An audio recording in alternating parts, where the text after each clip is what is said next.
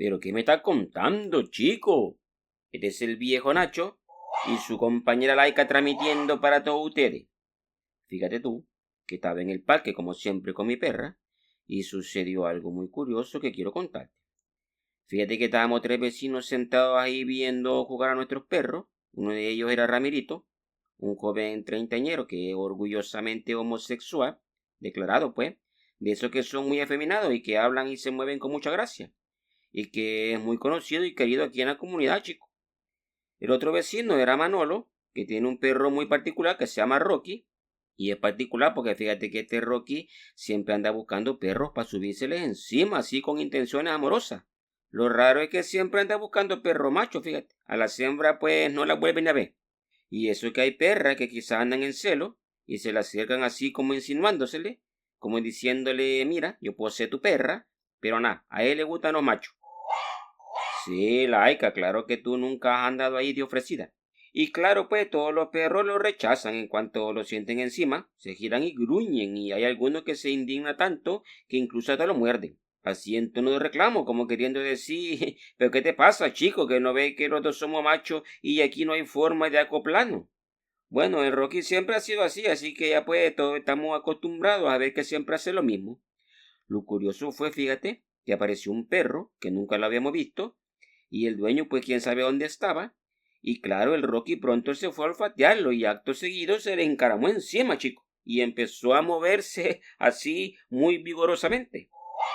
Sí, laica, yo sé que fue algo muy impresionante. Lo curioso fue que el perro, que también era macho, no solo se quedó quietecito así recibiendo la muestra de afecto, sino que hasta giró la cabecita para ver a su fogoso amigo y lo miraba así con ojos de cariño, fíjate qué curioso. Y entonces Ramirito le dice a Manolo, ay, mira el Rocky, por fin encontró pareja ese tu perro maricón. Y Manolo pues le responde así un poco incómodo que mi perro no es maricón, le dice. Bueno, le dice Ramirito, homosexual pues. Que no, le dice Manolo, mi perro no es homosexual ni nada, es muy macho, que no está viendo que Rocky es el que está encima. En todo caso, el homosexual es ese otro perro, le dice. A ver, le dice Ramirito, Rocky solo se le monta perro macho, es obvio que es homosexual. Que no, que mi perro es como mi primo Gonzalo, que agarra parejo. Es muy mujeriego, pero cumple aquel lema que dice, siendo agujerón, que sea de caballero. Y eso lo sabes tú bien, le dice Manolo así en tono de ironía. Que sí, que yo conozco muy bien a tu primo Gonzalo. Y de él lo que te puedo decir con seguridad es que heterosexual no es bisexual. Pero este tu perro es homosexual de manual, le dice Ramirito. Lo que pasa es que en tu manera machista de ver las cosas, crees que el que se monta encima es macho y el de debajo es el homosexual. Pero mira, te voy a leer aquí en mi teléfono la definición de homosexual que da el Google. Y le dice, homosexual es un término que se refiere a las personas que sienten atracción romántica y sexual por personas del mismo sexo. Bueno, esa es la definición.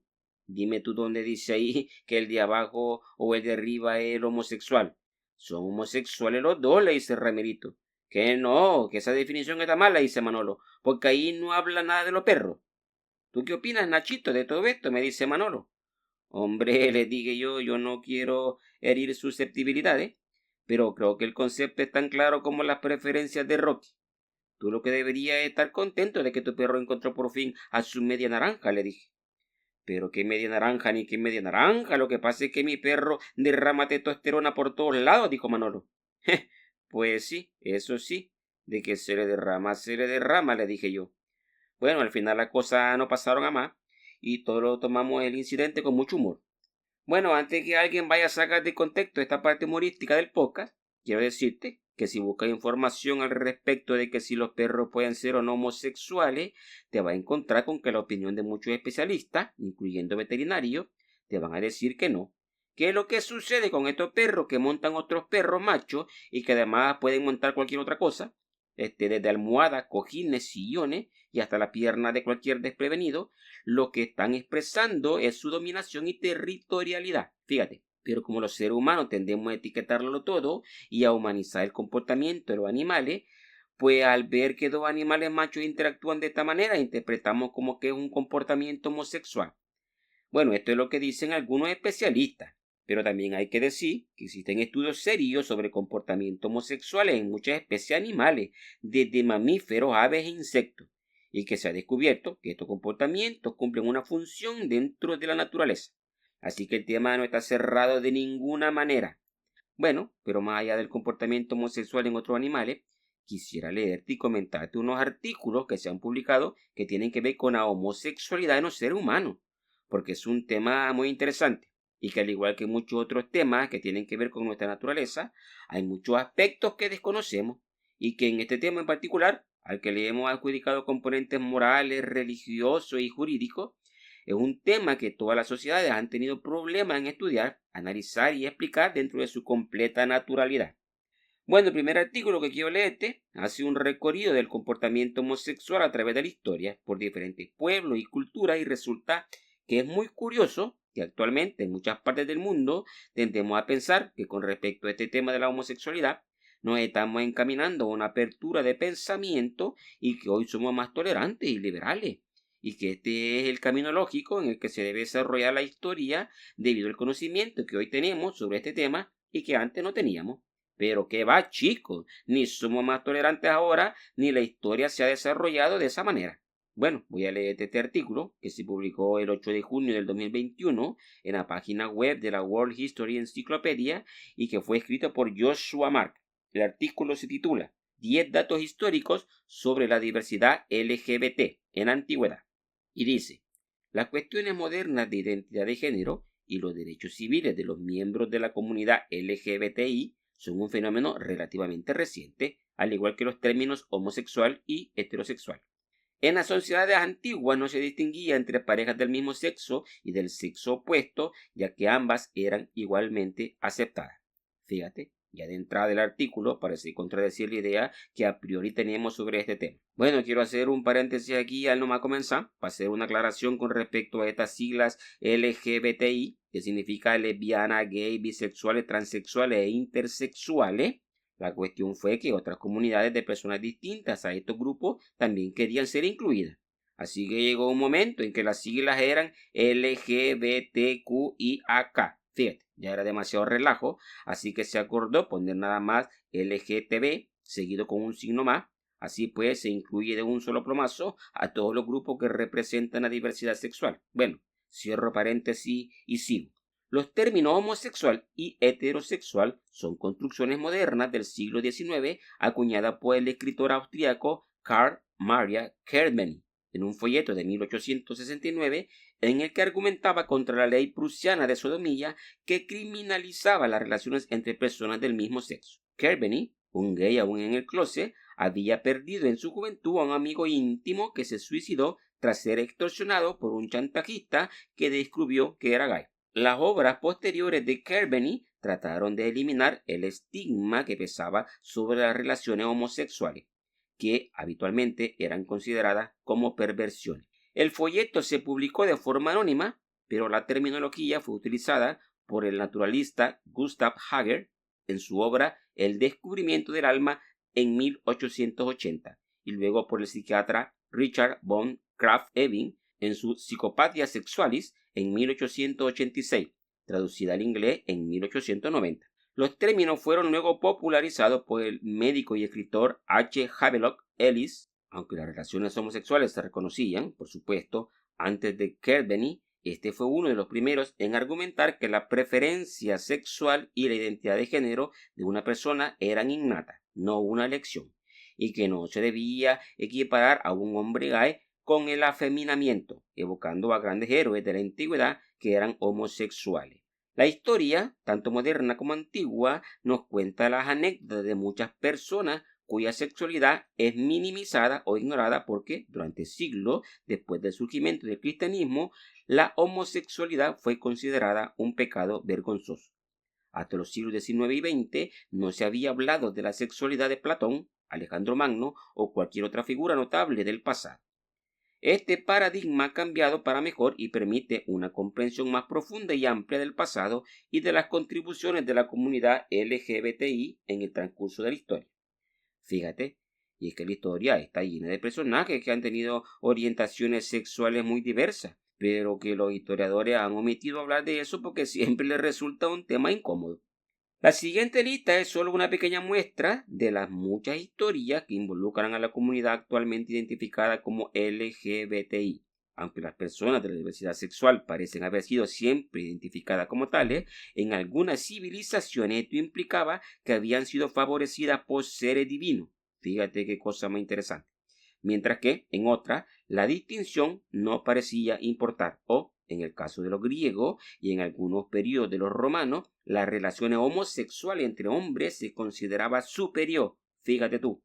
Los ejemplos que se ponen a continuación proceden de múltiples culturas que abarcan miles de años, pero que tienen en común lo que hoy en día se entendería como aceptación e inclusión de los miembros de la comunidad LGBTI. Y comienza aquí el primer caso. Sacerdocio transgénero en el culto de Inanna. Ojo, que estamos hablando aquí de la mitología sumeria, que data de miles de años antes de Cristo. Los sacerdotes y sacerdotisas transexuales eran considerados mediadores entre el mundo de los humanos y el de los dioses. Inanna era una popular diosa mesopotámica que más tarde sería célebre como Ishtar, cuyo clero era bisexual y transgénero. El erudito Colin Spencer señala: había sacerdotisas auxiliares que también eran músicas, cantantes y bailarinas. Ciertamente algunas de ellas eran hombres que se acostaban con otros hombres y también con mujeres. Los transexuales masculinos que se habían castrado eran conocidos como kurgara, mientras que las mujeres que se identificaban como hombres eran llamadas galatur. Se creía que Inanna, Ishtar, diosa del amor, el sexo, la guerra y la fertilidad, había transformado a esta persona mediante su poder divino y se las consideraba sus sirvientes sagrados. En el famoso poema El descenso de Inanna se dice que los Kurgara y Galatur fueron creados por el dios padre Enki, que los creó ni hombres ni mujeres y le dio el alimento y el agua de la vida para liberar a Inanna del inframundo. Los clérigos transexuales no eran aceptados universalmente, hay pruebas de que algunos lo desaprobaban personalmente, pero seguían siendo considerados como mediadores entre el mundo de lo humano y el de los dioses. Y aunque su comportamiento era a veces criticado, seguían siendo muy respetados. Aquí tenemos el siguiente caso: las tribus de nativos estadounidenses y los dos espíritus. Fíjate, este concepto me gusta mucho. Los pueblos nativos americanos de América del Norte, Central y del Sur también respetaban a quienes los dioses habían elegido y transformado. Fíjate nada más, ellos también nos consideraban uno elegido de los dioses. Reconocían un tercer género, conocido en la actualidad como un dos espíritu, tanto masculino como femenino. Pero este es un término moderno, el original se ha perdido. Un dos espíritus, al que se hace referencia en las obras europeas de los siglos XVII y XVIII, como Verdash, era un hombre o una mujer que se identificaba como el sexo opuesto. Había hombres que se vestían y asumían las tareas de las mujeres, y también había mujeres, aunque con menos frecuencia, que se vestían como hombres y realizaban los trabajos asociados con la masculinidad y el poder masculino. Una persona de dos espíritus no solo era completamente aceptada por la comunidad, sino que era valorada. Un niño que estaba en el umbral de la virilidad, por ejemplo, recibía un mensaje de la divinidad sobre quién era realmente y qué cambio debía seguir, y empezaba después a vestirse como mujer y a dedicarse a coser, recoger leña, construir refugio y cocinar en lugar de cazar e ir a la guerra. Esta parte del artículo me ha hecho recordar el sketch famoso que salía en el programa de Sábado Gigante del indio cambia nombre, ¿te acuerdas?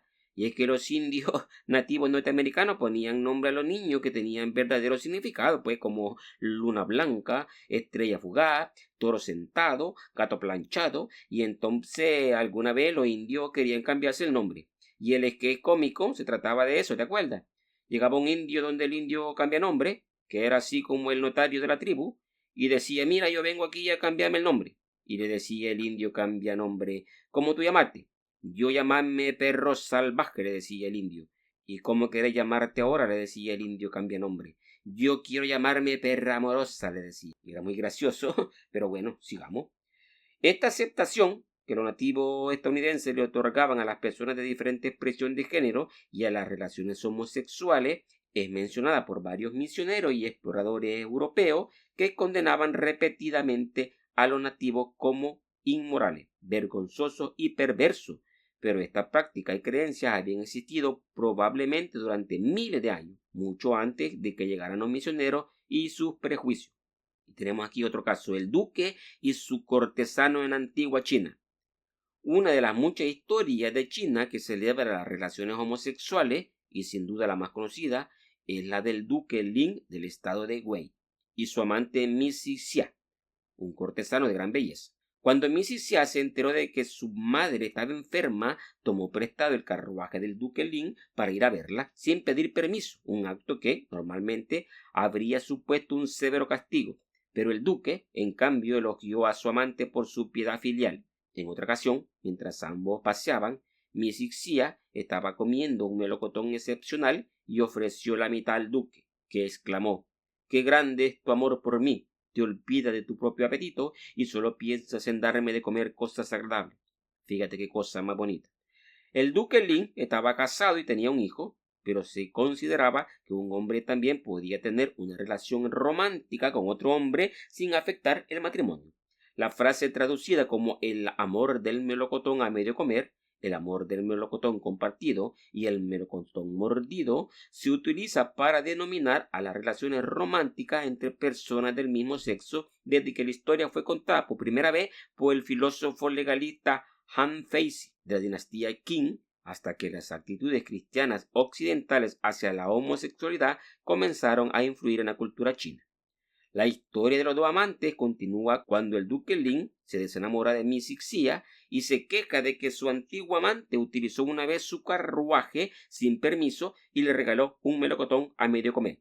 Fíjate, ya que le había pasado el amor, se quejó de que el melocotón se lo dio ya mordido, chico, y no se lo dio entero. Bueno, y sigue el artículo. Fuerzas especiales élite diamante Gai en Grecia. El batallón sagrado de Tebas era un grupo selecto de los mejores guerreros del ejército tebano. Estaba formado por 300 hombres, 150 parejas, que eran muy respetados por su historial militar, ya que salieron constantemente victoriosos de la batalla durante más de 30 años. Todas las parejas encajaban en el modelo griego aceptado de relaciones románticas entre hombres homosexuales.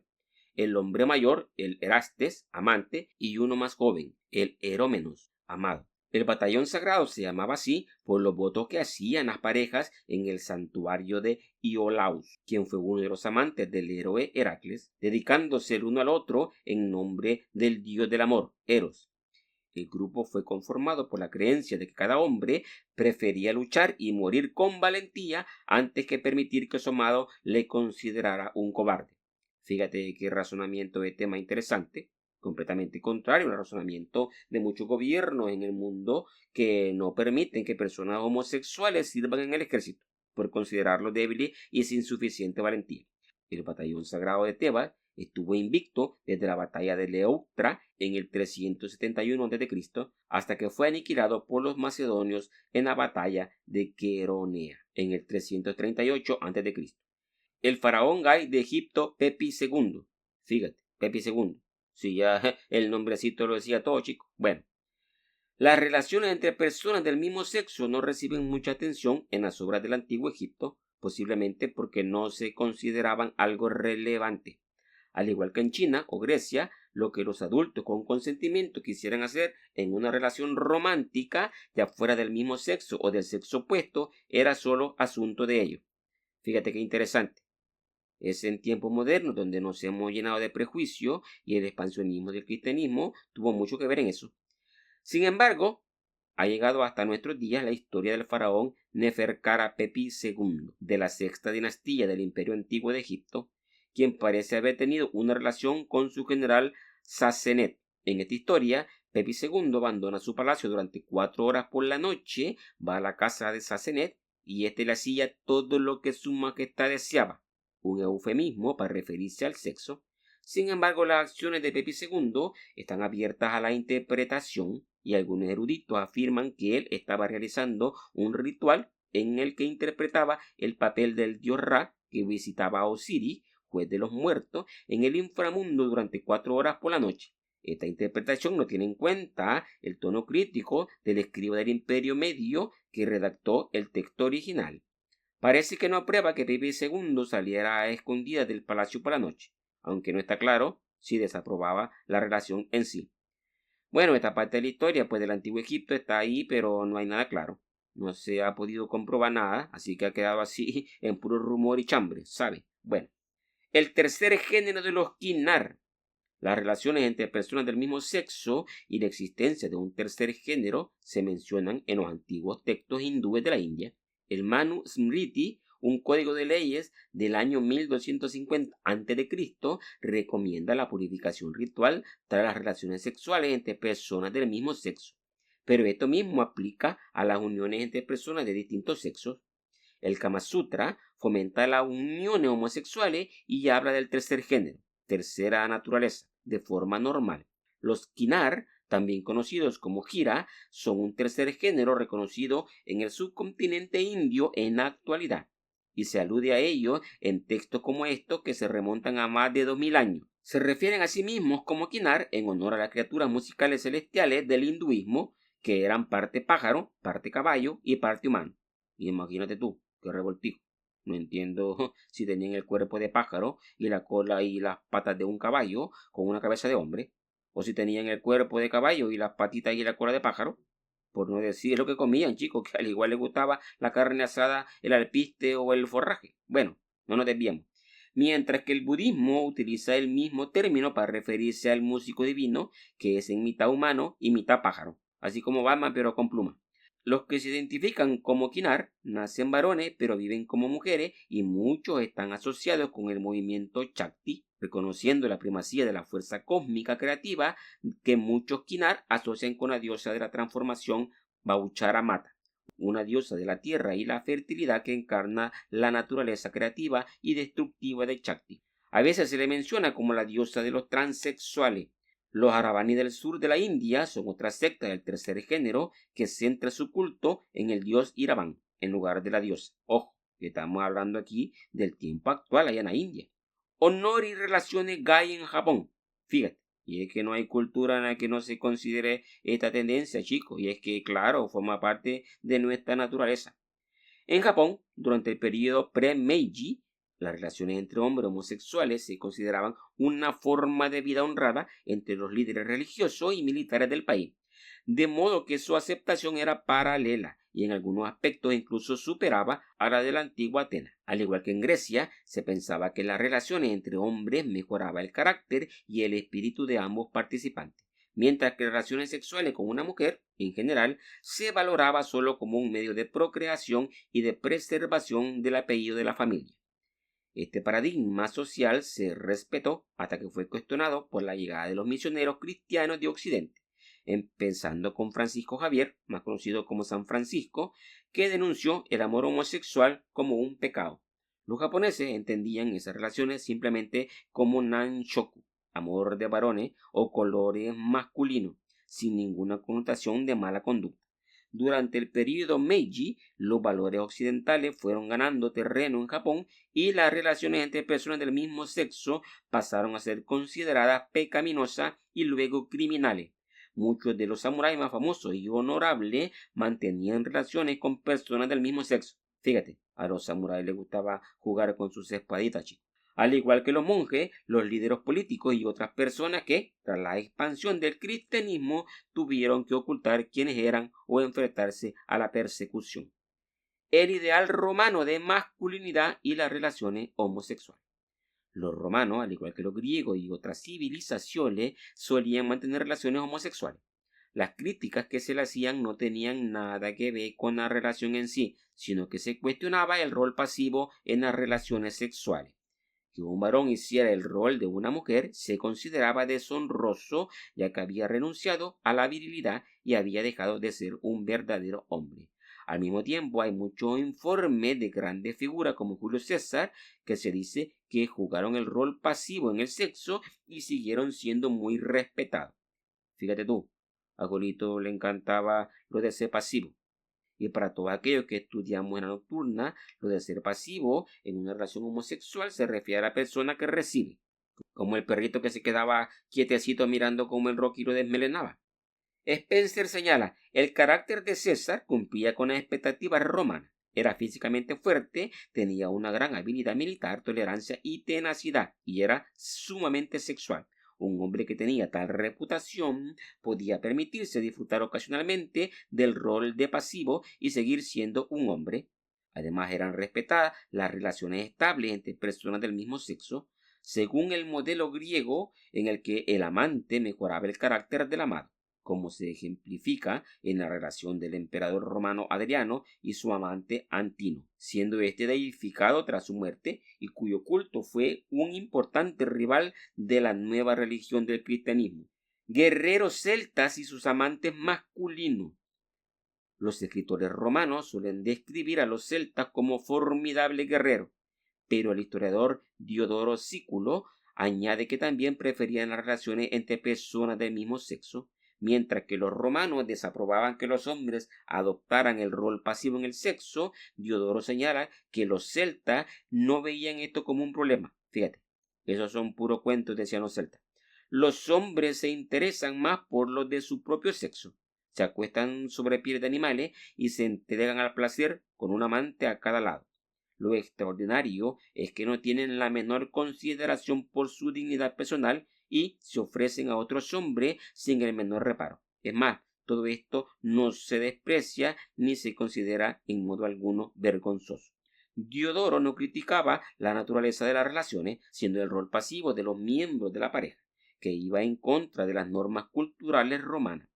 Como en otros ejemplos anteriores, los celtas siguieron considerando las relaciones entre personas del mismo sexo como algo normal y natural hasta la llegada del cristianismo.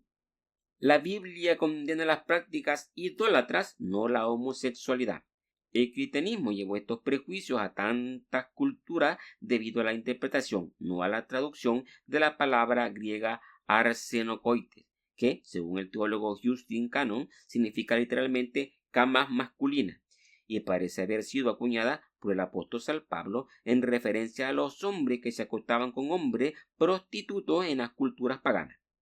Esta palabra fue interpretada por los traductores europeos como sodomita o pervertidos sexuales, pero originalmente parece haber sido pensada para referirse a lo que Pablo veía como una práctica habitual de los no cristianos.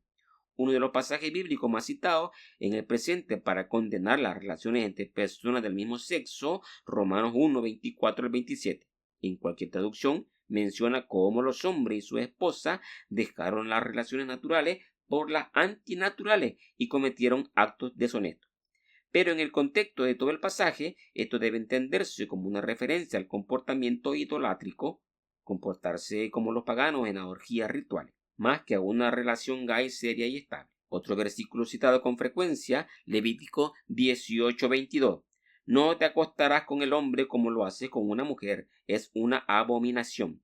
Tampoco se refiere a una relación homosexual seria, sino que solo expresa el mismo desagrado que tenían los romanos por un hombre que asumiera el rol pasivo en el sexo.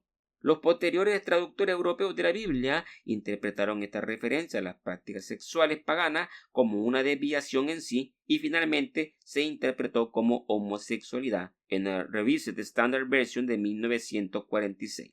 La palabra homosexual no aparece en ninguna Biblia antes de esa fecha. Conclusión.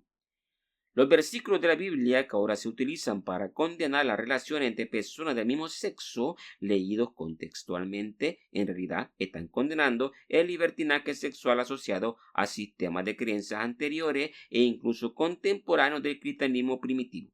Las cartas de Pablo instan a su audiencia a distanciarse de una serie de prácticas y tradiciones religiosas de sus culturas y adoptar otras nuevas en consonancia con su visión de la misión de Jesucristo.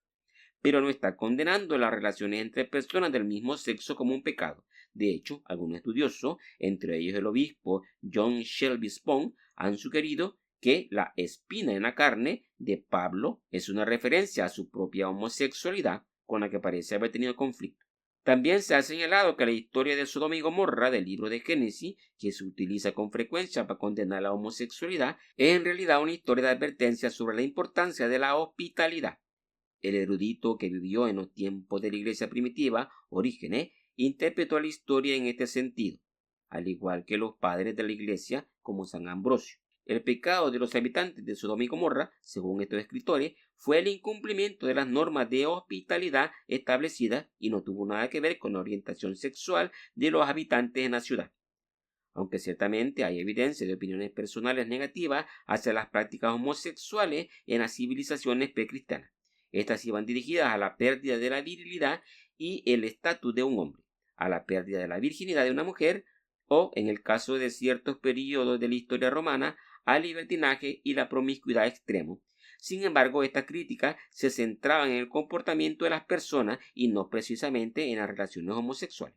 La forma en que uno decidía llevar a cabo sus relaciones privadas y románticas era un asunto personal que se decidía libremente y que los demás reconocían como una simple expresión más de la sexualidad humana. Bueno, aquí termina este artículo y si tú eres cristiano, pues probablemente no compartas mucho de lo que aquí se comenta. Yo quiero comentarte que este no es mi punto de vista particular, yo solo me limito a leer el artículo con un fin informativo. Al final, pues, como siempre, daré una conclusión compartiendo mi punto de vista particular, que puede o no puede estar de acuerdo con el tuyo, y eso está muy bien, chicos. Pero ahora quiero leerte otro artículo que salió publicado el 9 de abril del 2024 en la página web de la Universidad de Costa Rica, escrito por Andrew Sequeira Cordero, neurobiólogo, docente de la Escuela de Medicina e Investigación del Instituto de Investigaciones en Salud, y dice: a propósito del proyecto de ley para prohibir las llamadas terapias de conversión. Fíjate, por eso se escribió el artículo. Voz experta, la homosexualidad no es una enfermedad, la ciencia lo respalda. No existen terapias ni procedimientos para curar una manifestación establecida biológicamente desde antes del nacimiento y que no requiere ser curada. Fíjate, comienza el artículo haciendo una declaración con mucha autoridad. La orientación sexual se refiere al patrón de atracción sexual hacia otros y se manifiesta de forma diversa, desde heterosexuales exclusivos, atracción exclusiva hacia individuos del otro sexo, hasta homosexuales exclusivos, atracción exclusiva hacia el mismo sexo, pasando por varias posibilidades intermedias en la que la bisexualidad es solo una de ellas. Históricamente, cualquier forma de orientación sexual distinta a la heterosexualidad fue considerada una anomalía cuya manifestación se asociaba con una desviación moral o una enfermedad. Fíjate qué abusiva es la ignorancia. Si la mayoría de seres humanos son heterosexuales, pregunta a quienes aún defienden esa postura, ¿por qué algunas personas dicen sentirse atraídas por individuos de su mismo sexo? Porque son gente perversa, responden, o porque son gente enferma. Imagínate. Si para tonto no se estudia. La ciencia ha estudiado el tema enfocándose en la homosexualidad, aunque las conclusiones aplican para otras formas de orientación sexual. De acuerdo con lo que sabemos, la conclusión es clara y tajante. La homosexualidad no es una enfermedad. Dicha conclusión es respaldada por organismos internacionales como la Organización Mundial de la Salud y la Asociación Americana de Psiquiatría. La Organización Mundial de la Salud define trastorno mental como aquella condición que se caracteriza por alteraciones clínicamente significativas en la cognición, la regulación emocional o el comportamiento de un individuo, generalmente asociadas con malestar o deterioro en áreas importantes del funcionamiento. La definición es clara en cuanto al requerimiento de que para que sea una enfermedad, la condición en sí misma debe causar el deterioro significativo del funcionamiento del individuo al afectar negativamente la cognición, la regulación emocional y la conducta. La homosexualidad es un asunto exclusivo de hacia quien se siente atraída sexualmente una persona y no existe evidencia de que más allá de eso induzca afecciones cognitivas, emocionales o conductuales. Ciertamente se ha observado que homosexuales y en general personas pertenecientes a la comunidad LGTBIQ tienen mayor riesgo de trastornos mentales como depresión, ansiedad y dependencia de sustancias, así como de otros padecimientos, incluidas las enfermedades cardiovasculares. No obstante, este riesgo incrementado no es inherente a la orientación sexual, sino a factores socioculturales. Las personas con orientación sexual diversa reciben rechazo, maltrato y violencia generalizada por parte de las sociedades a las que pertenecen, lo que representa una altísima carga de estrés a lo largo de su vida. Y sabemos que el estrés intenso y prolongado es un factor de riesgo para el desarrollo de numerosas enfermedades, incluidas todas las mencionadas anteriormente. Además, se sabe también que el peso del estigma hace que personas con orientación sexual diversa enfrenten desigualdades en cuanto al acceso a salud. Así pues, la violencia, en toda su forma, ejercida sobre personas de orientación sexual distinta, se convierte en estrés crónico de alta intensidad, cuyos efectos fisiológicos negativos deterioran la salud. Fíjate qué importante esto. Aquí dice que las personas homosexuales tienden a ser propensas a ciertas enfermedades o padecimientos, pero que esto no se debe a su condición de homosexual, sino a las diferentes formas de violencia que reciben de parte de la sociedad, que muchas veces lo rechaza. Bueno, este no es el caso de mi amigo Ramirito, que aquí pues no lo rechazamos y por el contrario pues lo queremos mucho. Es importante mencionar también que la homosexualidad es muy frecuente en el mundo natural. Esta observación tiene relevancia desde el punto de vista biológico porque si una característica que no genera perjuicio está presente en muchas especies, podría ser parte del repertorio natural de conductas de esa especie e incluso tener una función adaptativa. De ser así, no podría considerarse bajo ningún concepto una anomalía. Aunque se ha establecido una serie de hipótesis que tratan de explicar las posibles funciones adaptativas de la homosexualidad, dejaremos esas complicaciones teóricas de lado para enfocarnos en el hecho de que se presentan en más de 1500 especies desde insectos hasta mamíferos. Por lo tanto, es posible considerarla solo una manifestación más de la diversidad natural de la especie y no una anomalía. Claro, pues es que los seres humanos desde siempre hemos discriminado a las personas que se salen de lo que consideramos que son los patrones normales o naturales. Es decir, a todas las personas que son diferentes, pues. Sí, imagínate que en la antigüedad pues quemaban a la pelirroja, chicos. Claro, ahora las mujeres gastan un dineral en pintarse el pelo de rojo, pero en Edad Media eso se consideraba antinatural, imagínate tú. Hoy no solo se lo pintan de rojo, la otra vez vi a una muchacha que llevaba el pelo pintado de rojo, amarillo y verde. Vamos, que yo pensé que un semáforo le había caído encima a la pobre muchacha. Y fíjate que actualmente en algunos lugares de África matan a las personas que son albinas, esas que son blanquitas, blanquitas, que aquí nosotros las llamamos hijos del sol. Bueno, pero no creas que los matan por considerarlos malos, al contrario, según sus creencias, estas personas atraen la buena suerte y los matan para conservar partes de su cuerpo como amuletos. Imagínate hasta dónde llega nuestra ignorancia. Bueno, sigamos con el artículo. Ahora bien, ¿por qué emerge la homosexualidad? La respuesta a esta pregunta también es importante para respaldar que no es una enfermedad. Las neurociencias engloban diferentes disciplinas científicas dirigidas a comprender cómo funciona el cerebro y por qué los seres humanos se comportan de la forma en que lo hacen. Gracias a esta disciplina se tiene una noción general de cómo se establece la orientación sexual. En términos muy generales, durante el desarrollo embrionario y fetal, la acción conjunta de hormonas y de otros factores fisiológicos generan diferencias en ciertas regiones del cerebro encargadas de controlar la respuesta de atracción.